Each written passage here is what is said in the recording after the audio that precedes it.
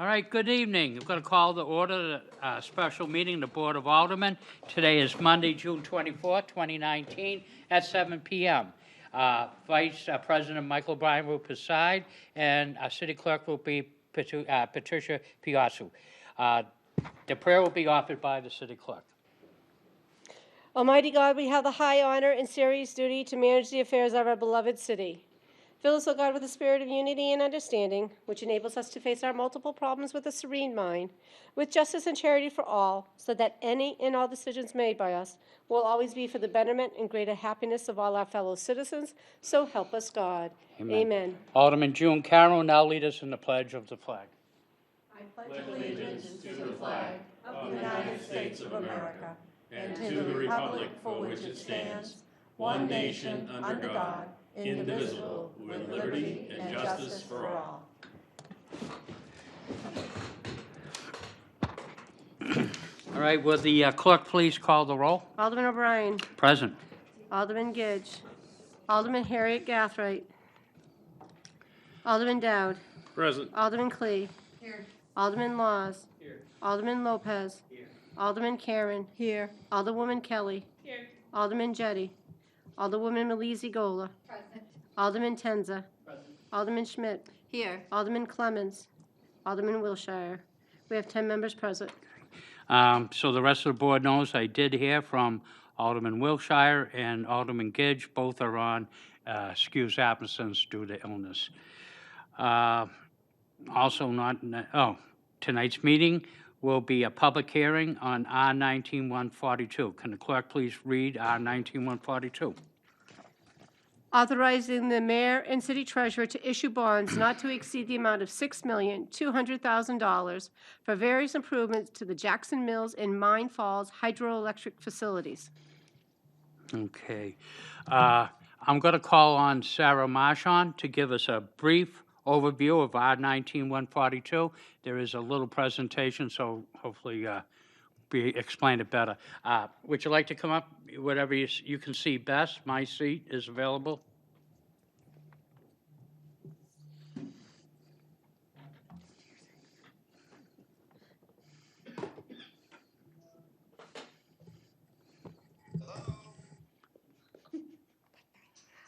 Hello?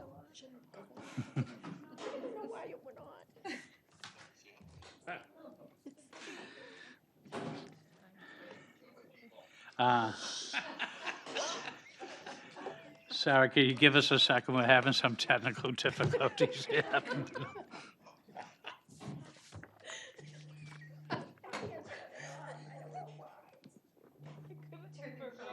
turn the whole phone off.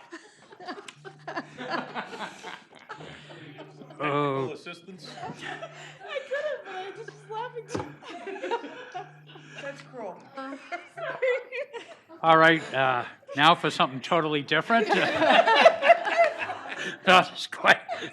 I have a hard time figuring mine out too. I usually have it shut off, so I don't know what happened. Very good. Thank you, Alderman Carey. All right, I'm going to turn the meeting at this time over to the Director, Sarah Marchand, to give us a brief overview of R-19-142. Good evening. Thank you very much.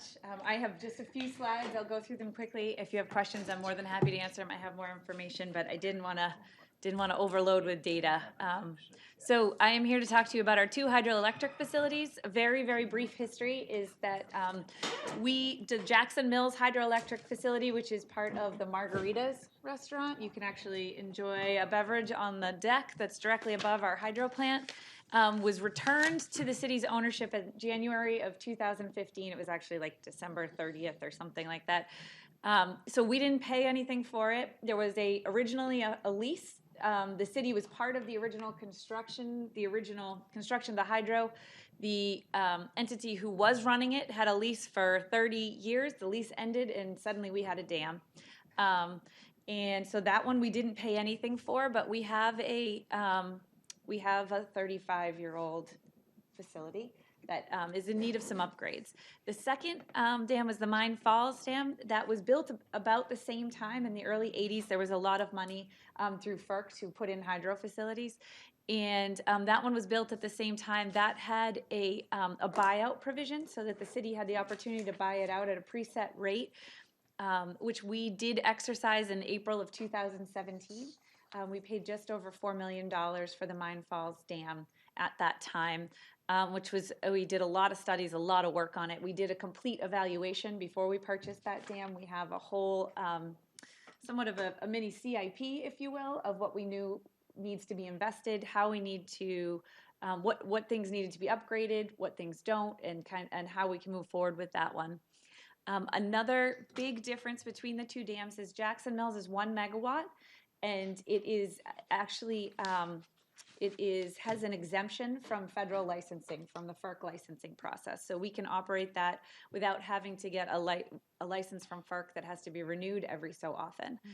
The Mine Falls Dam is a 3 megawatt facility, and that one does not have a license exemption. So the license we also knew about as part of this process is going to expire in, and I'll talk about that on the next slide, I think, in 2023. So that's driving a lot of this. When the city acquired both dams, we put an RFP out, and we have hired an operator who's been operating them daily for us, Essex Power Services. So I'm just going to go through what the revenue has looked like since we brought both of these on. The green line is the total revenue. You can see the revenue numbers on the side and the years. Jackson, we started in at halfway through the year of FY16.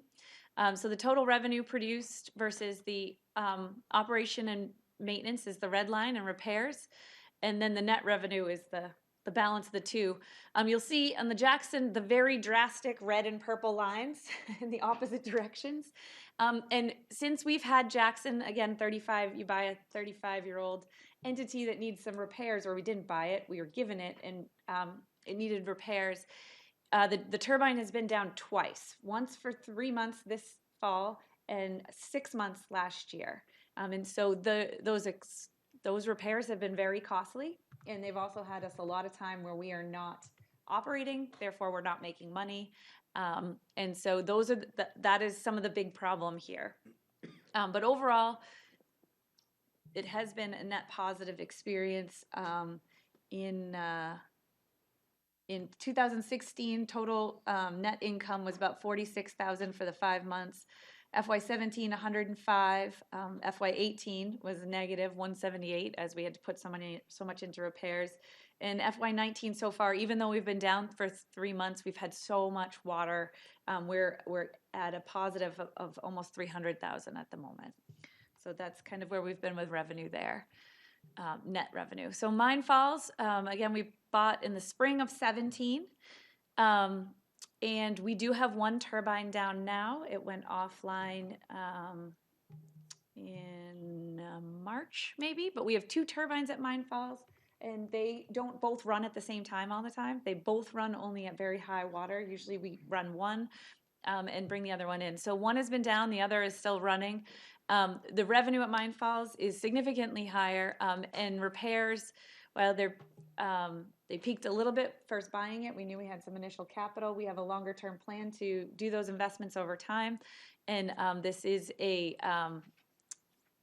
very much a revenue generator. So as in general, in 17 for the short year, our total net revenue was about 140,000. Last year we were 700,000 in the positive, and so far this year we're at 600,000, and there's quite a bit more, I think, to come in because of the delay and how that works.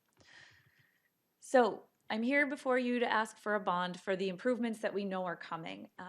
We're trying to be proactive at Jackson and not have emergency shutdowns and expenditures that are unbudgeted for. With the spending cap, as you all know, it's very hard to just say, oh, well, I'll just need an extra 400,000 this year, or I need an extra bit this year.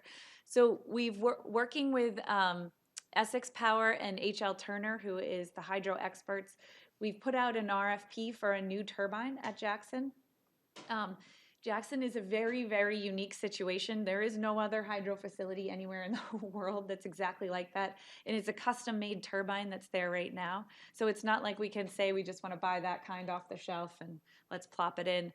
In going out to bid for this turbine this spring, we had 4 responses from some companies, from all over the world. And it is unique. The costs are, it's just an expensive proposition. So about $4 million of the bond before you is for the new turbine at Jackson and not just the purchase, but all the engineering and the actual fabrication and installation. It is, again, built into the side of a functioning restaurant and building. It is not the easiest place to do major work on. We do have that beautiful crest gate, which gives us a lot more control. But it is a major proposition, and it is expensive and unique. At the same time, the fish ladder, which is probably the biggest part of the dam that you see, it's the big wooden piece that goes back and forth. That is literally how the fish climb the ladder to get up, is also 35 years old. So there's some other things that as we upgrade the turbine, it might change some flows with those things. We've tried to pull all that together and are talking about the improvements that have to be made there. And so this is a process that will take about 18 months from once we pick something to design, fabrication, and installation. So it is a big process, and that's why we'd like to get started before it breaks again, so that we're further along, so we're not offline for, say, 18 months or 2 years in the process. So we keep running until we have it all fabricated. We hope. That's the goal. And in addition, even though it isn't subject to federal licensing, we do get it inspected every year. And because of the age of the facility, just like when you buy a really old house, the home inspector comes in and says, well, you know, you're going to need to upgrade some of these things. Some of these wooden components, like the fish ladder, need to be upgraded a bit. And also the fish species that we are most concerned about passing every year has changed since this was first installed. We used to be really concerned about salmon. We have now, I think, accepted the fact that we're never going to have salmon again, and so now we're very concerned about herring and eels, and so they need slightly different things. So being able to modify everything to make sure we're in compliance is important.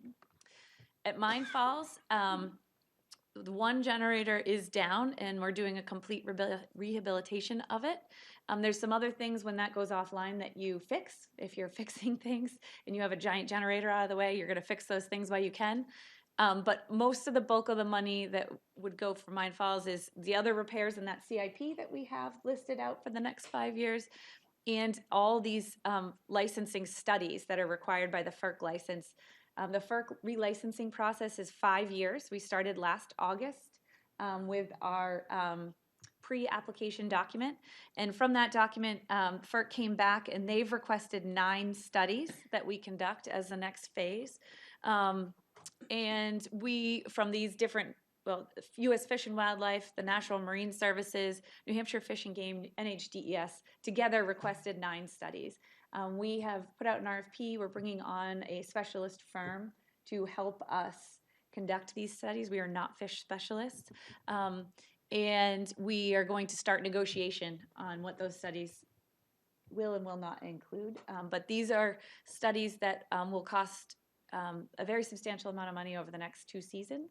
And so we need to be ready to do that. So that's included in this bond ask as well. And to keep us on track with that. So I think that's it. I'm happy to answer questions if you have more specific questions. Just for a moment, tonight's hearing was supposed to be receive testimony from the public. However, I know that many of us are on a tight schedule to be somewhere else. So we'll open it up for brief questions, but to remind you that it is also on the Budget Review Committee's meeting, which is going to be immediately following this. So Director Marchand, will you be available for the budget hearing as well? Okay, so I will allow a limited amount of questioning, please. Alderman Malaysia Gosha, please. Yes, thank you. Director Marchand, in looking at the life of the bond that's being requested, what is the life expectancy for the repairs that are being proposed? Excellent question. So the turbine, the new turbine and the rehabilitated turbine are expected to last another 30 years. The bond is being proposed as a 10-year bond, right. So certainly a lot longer than that. Okay. And the other repairs that we are doing, say fish ladder type repairs, all have those same kind of timeframes associated with them. Okay, thank you. Mm-hmm. Alderman Laws. I was just wondering if the revenue generated from the Jackson Fills mine is going to be included in the TIF for that area. That's a great question. No. Okay. The revenue from that does not go to the TIF. All right. At this time. Alderman Kelly. I just wanted to know if historically, we know what these would be at once they're at capacity, because I know both of them have been down for a while in terms of revenue generation. Yeah, no, that's a great question. So we look back at a 10-year average, even though we didn't own them. We've pulled the FERC records to see what they've generated over a 10-year average.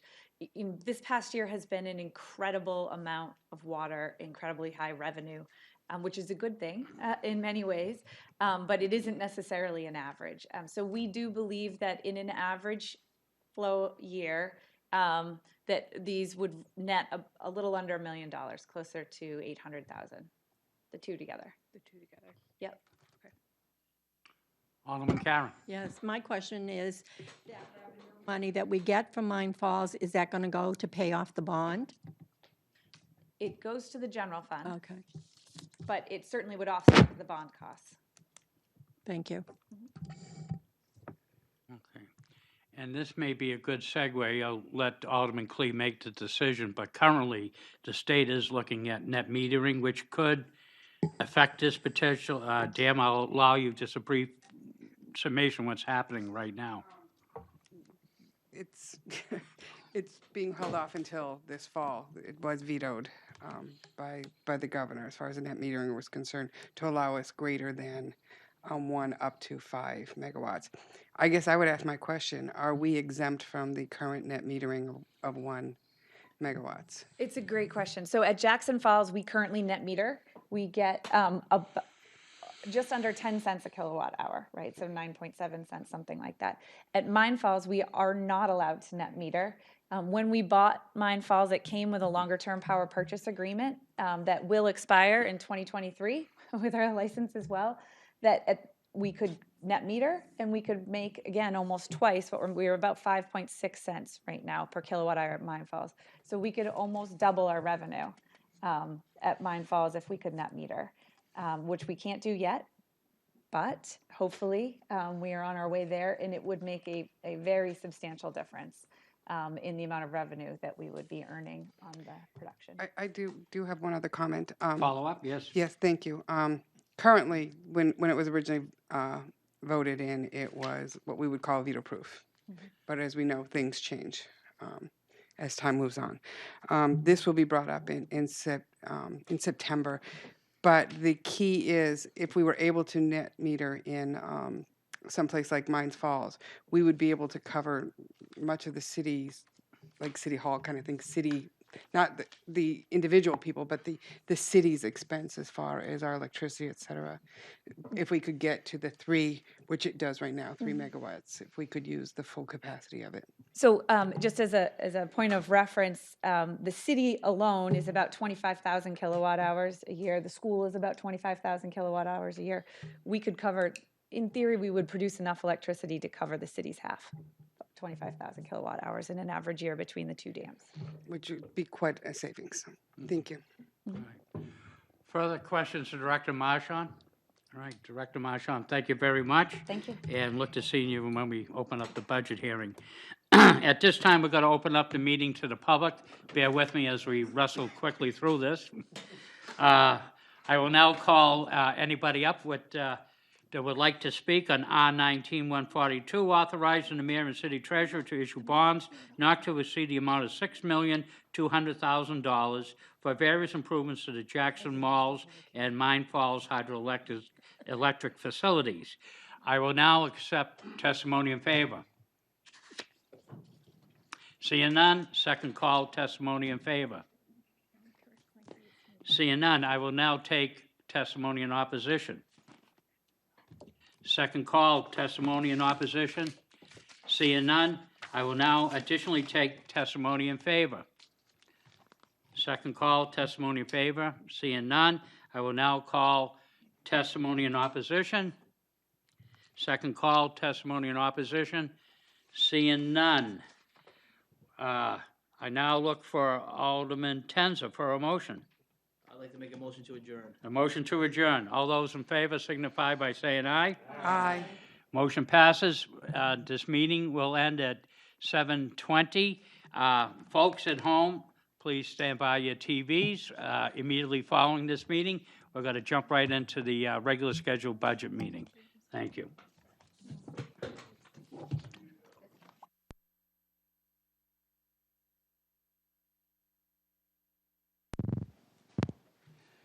All right, it's, I'm going to call the meeting of the Budget Review Committee to order. It's Monday, June 24th, 2019, at 7:25 PM, and we're in the Aldermanic Chamber. Would the clerk please call the roll? Alderman at Large Laurie Wilshire is excused absence.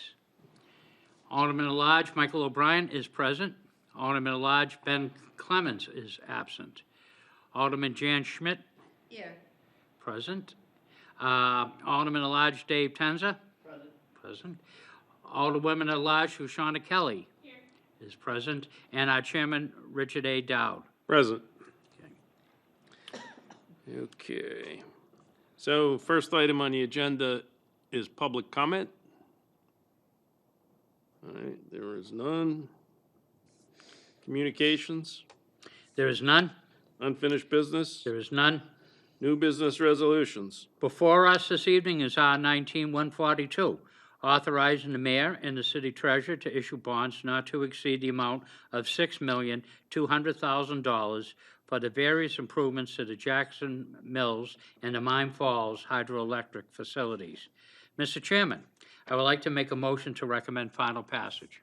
Okay, the motion on the floor is to recommend final passage of R 19-142 as just read.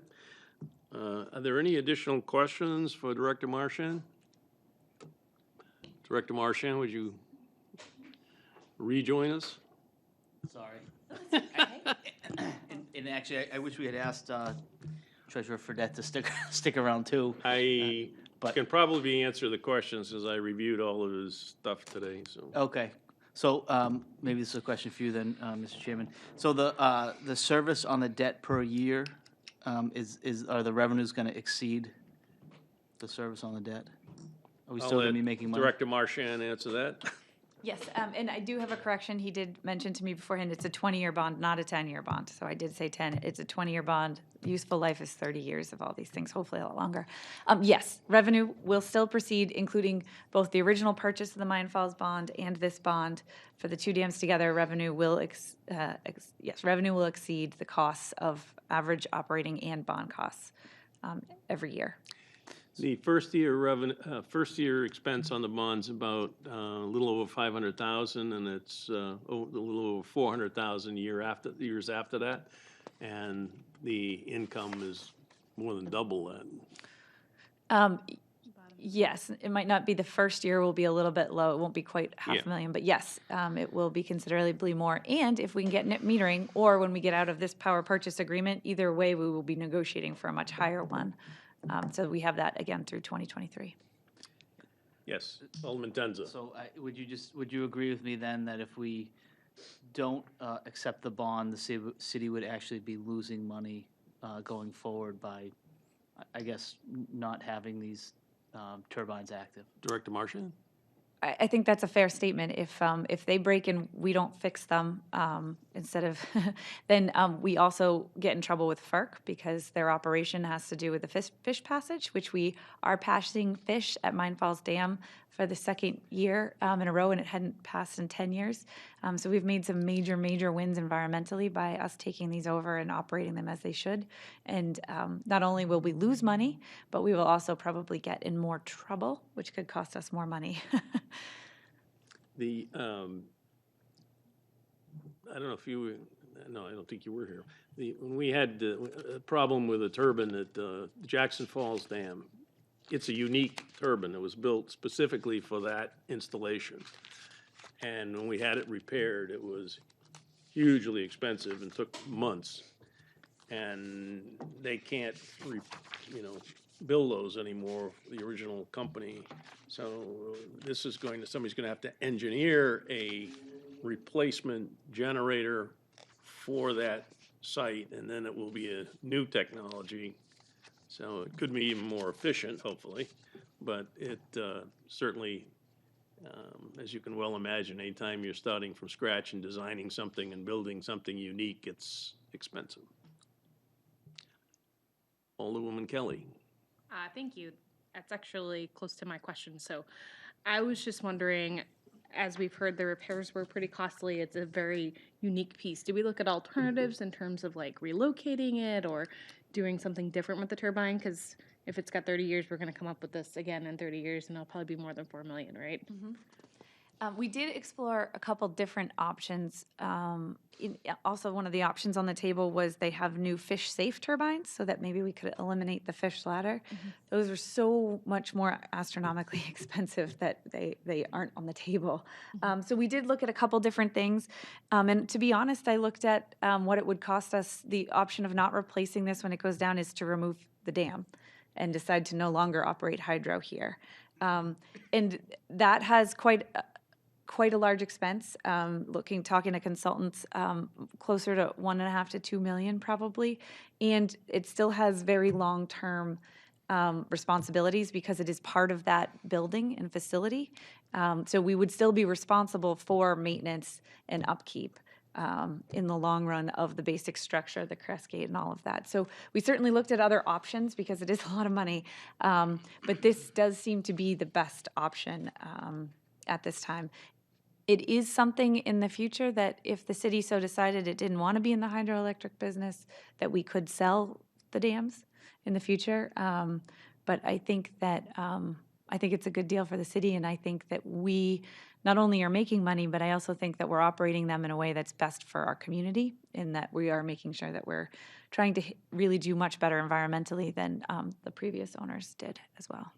Just for a little history, when the dam was basically rebuilt and had those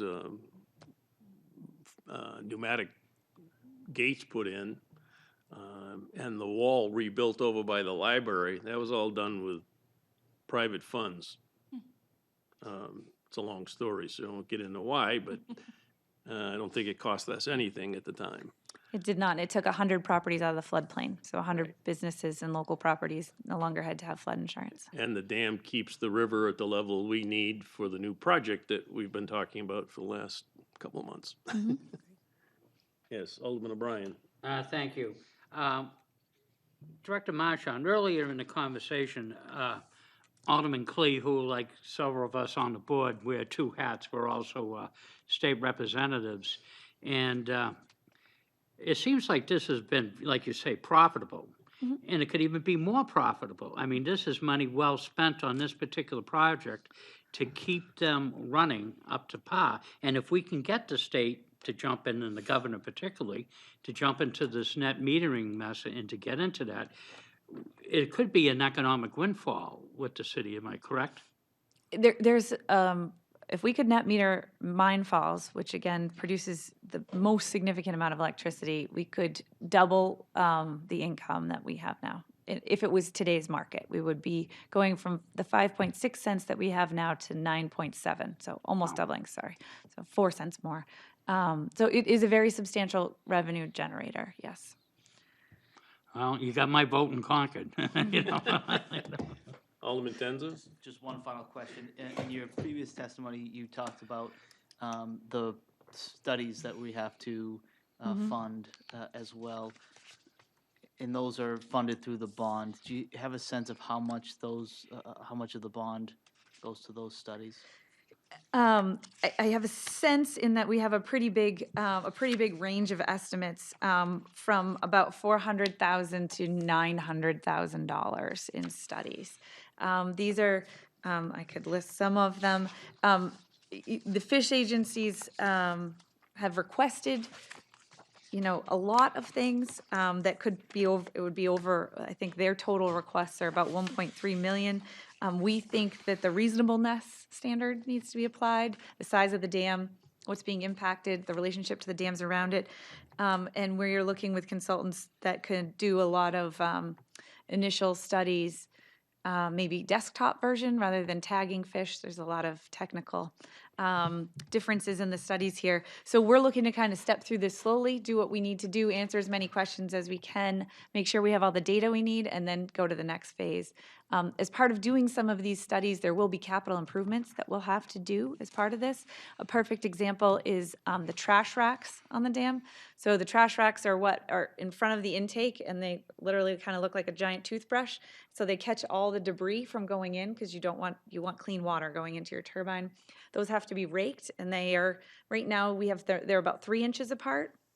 The fish agencies would like them to be 1 inch apart. We would lose a lot of revenue if we went to 1 inch apart. We think we can compromise and still meet the needs of the fish and what we're doing if maybe we go to 2. And so those are the kind of things we'll be negotiating, but either way, we're gonna have to replace those trash racks, and these are, massive. They probably weigh, I don't know, 10 tons, massive pieces of metal that have to slide up and down in front of the intake. So there is, as I said, we'll do the studies, we're gonna get as much as we can, but there will be improvements that have to be made as well. And so we tried to calculate those improvements that we expect have to be made are part of this bond cost. We hope. We've got a good estimate in there. Thank you. Mr. Chairman, I have a question for you actually then. Is it typical that we would fund those types of studies with the bond, or would we more likely just fund the capital improvements that we need to through the proceeds of a bond? I think that in this case, where we're not doing these studies that often, I don't believe, right? It's specifically tied to the relicensing, and that's why we're bonding it. If it was something that we had, so the relicensing is we're going for a 40-year relicense. Because it's specifically tied to the relicensing, Bond Council has said this makes sense, and they're okay with it. I do think that, we wouldn't be bonding, say, a master plan, right? Something like that. So if the bond council's fine with it, I'm fine with it. So so once we get the new license in 2023, we're locked in for 40 years after That's our that? goal. So that's why the fish agencies push so hard for upgrades during this process, because you don't get a lot of bites at the apple. That's to our favor, by the way, not Sure. Alderman Kelly? I have 2 questions. One, not sure if I'll be able to answer, but I'll ask okay. it anyways.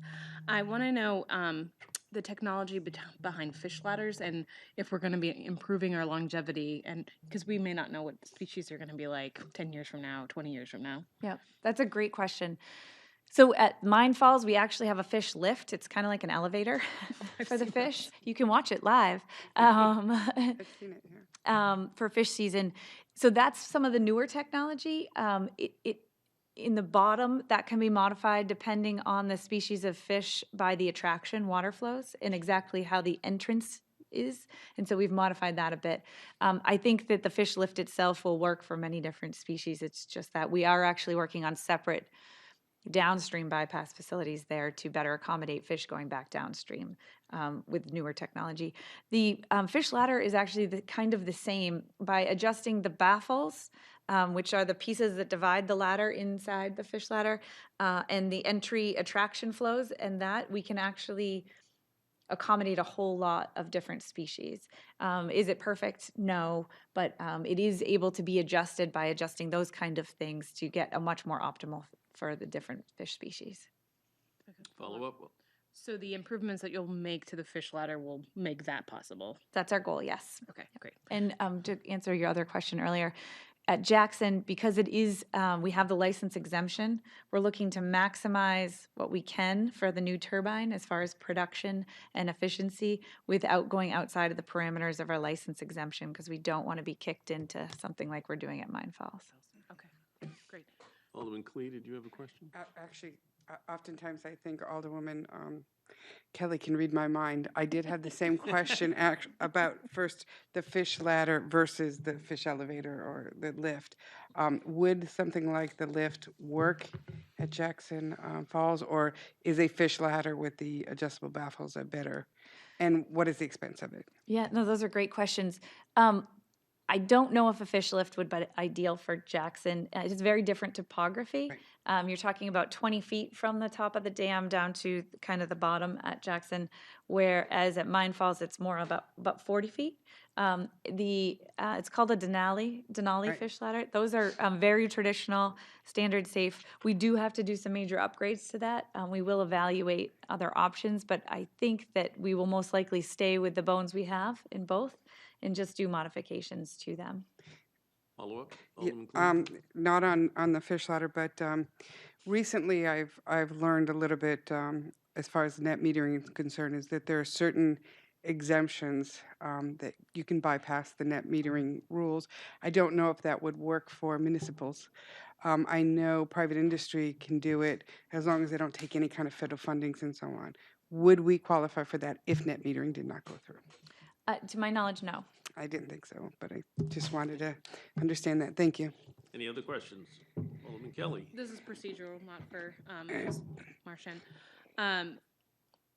I have not had the experience of having the information and the public hearing at the same time. Is that something we typically do?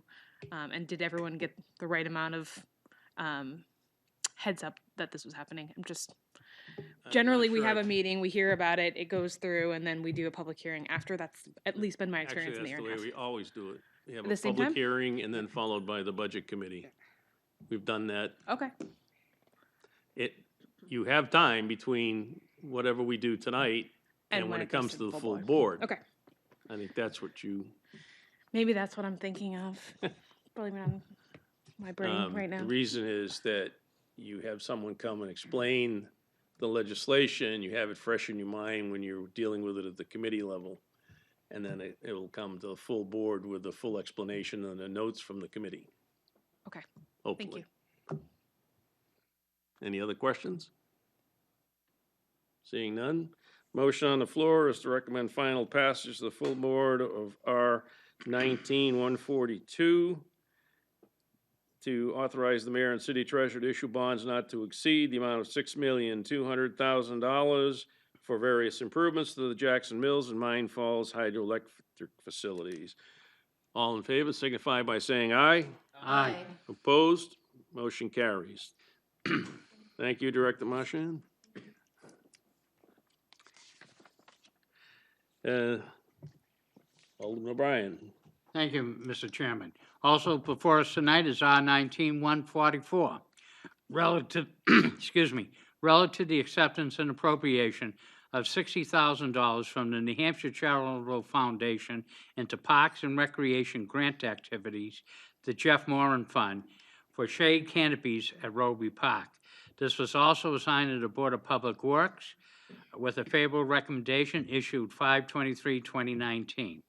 Mr. Chairman, I would like to make a motion to recommend final passage.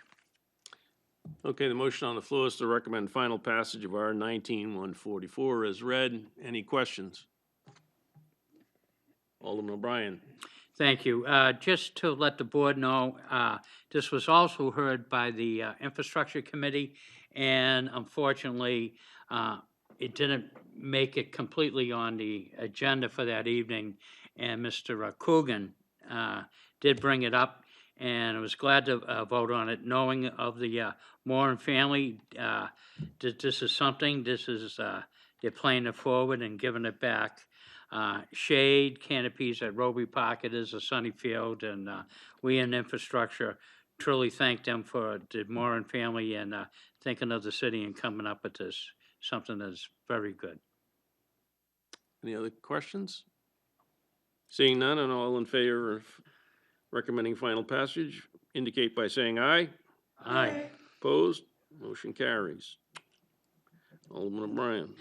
Thank you, Mr. Chairman. Also before us this evening is R 19-149, changing the purpose of up to $235,000 of unexpended bond proceeds from the road and traffic improvement projects on Amherst Street between Sharon Avenue and Diesel Road to pay for the cost for paving a portion of Pine Hill Road and various streets in the neighborhood if funds remain available.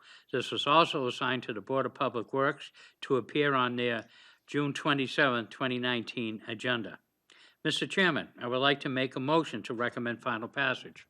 Okay, the motion on the floor is to recommend final passage.